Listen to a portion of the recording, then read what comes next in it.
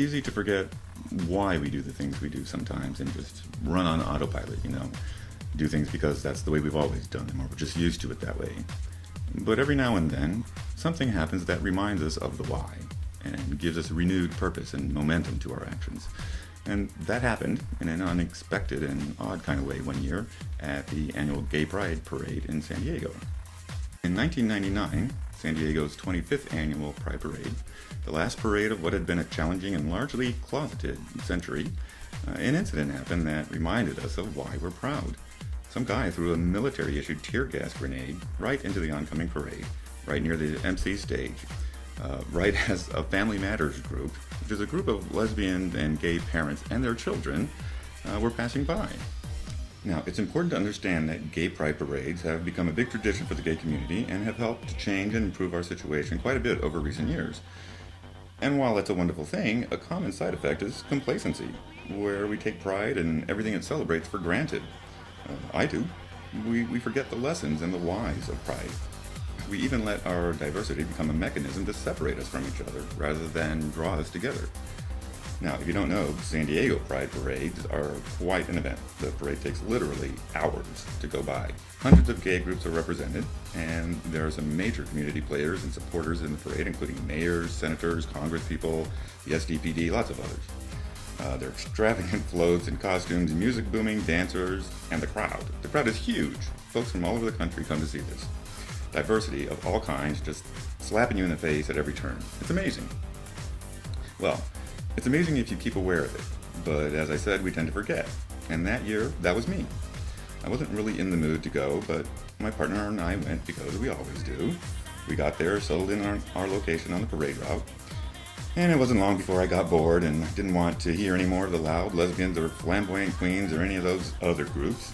And maybe it was just me, but it seemed to me that I wasn't alone in my thinking, that a sense of unity that I'd felt in previous years just wasn't there, or didn't seem to be as strong now. So it was around noon. I was in the midst of the crowd with my partner on the south side of the street, overhearing some queenie little thing make fun of what the lesbians just a few feet away from him were wearing. The fabulous Miss Babette Schwartz was on stage narrating, describing groups as they went by and entertaining the crowd. I was looking away from the staging area when I heard Babette say something about covering our eyes and don't rub them. I thought there was some kind of comedy shtick or she was vamping until I looked over and saw this cloud of smoke. In a split second, before I could think anything, it hit me. Now, I had seen those TV shows where they have the guys go into a little shack full of smoke and then take off their gas mask and stay in there as long as they can. And I always thought, how silly. I mean, how hard can it be to just close your eyes and hold your breath? Well, as I found out, really hard. I thought I was going to suffocate on the spot for sure. My eyes started to itch and burn. My hand instinctively went up to rub them when another hand from the crowd grabbed it and pulled it down, and a voice said, "Don't rub." I looked to see who it was, but they were gone.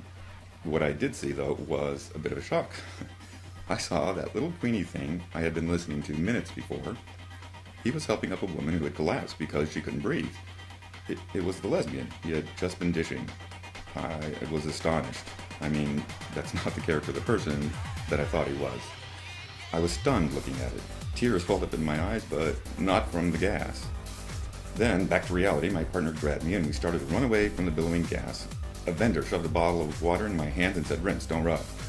Whichever direction I looked, though, there were people, strangers, doing what they could to help each other out of harm's way in a remarkably calm and organized fashion given the situation.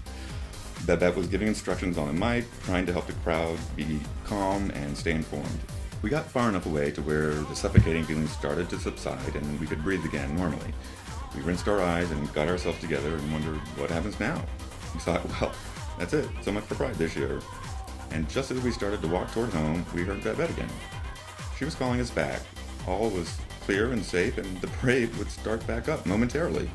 This little incident would not stop us. In fact, it would have the opposite of its intended effect. It would bring us closer together and stronger. Wow. Now that's pride. I still hear people say, why do they get a parade? Why are they so special? Or I hear people in our own community talk about pride like it's just a big party. And yeah, in one way it is. We all need to have fun, let loose, and just be ourselves sometimes without having to worry about being judged or being put down or beat up. That's not unique to our community. Everybody needs that. Everybody needs pride. I think our community has this annual celebration to help us focus on that because we tend to lose it or have it taken from us more than usual.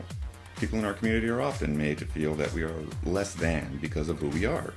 And this is a way to show ourselves that that's not true. And while I have my differences and disagreements with other groups or individuals, I am proud to be a part of our community, a community that recognizes the plurality of life and not only embraces that diversity, but encourages it. I'm proud to be a part of a group of people who are simply themselves, who have to be themselves no matter what. Because if you can't be who you really are, then who are you?